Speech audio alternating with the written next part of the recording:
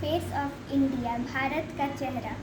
India is the 7th largest country in the world and is also the second most populated country of the world. Bharat दुनिया का 7वां सबसे बड़ा देश है और दुनिया का दूसरा आबादी वाला देश है. It is located in southern part of the continent of Asia. यह एशिया महाद्वीप के दक्षिणी भाग में स्थित है. The southern part of India is a peninsula. Bharat का दक्षिणी भाग एक प्रायद्वीप है.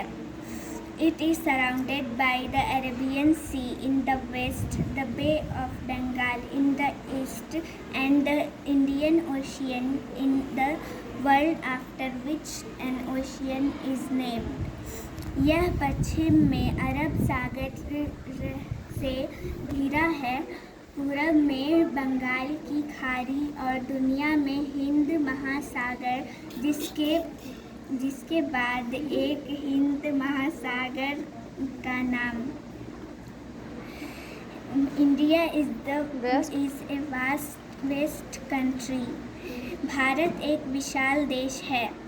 It is divided into 29 states and union territories. Seven union territories, including Delhi, the national capital territory of Delhi.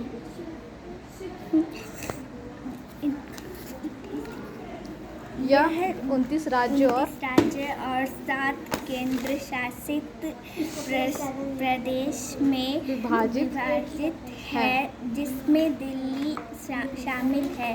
राष्ट्रीय राजधानी क्षेत्र दिल्ली है.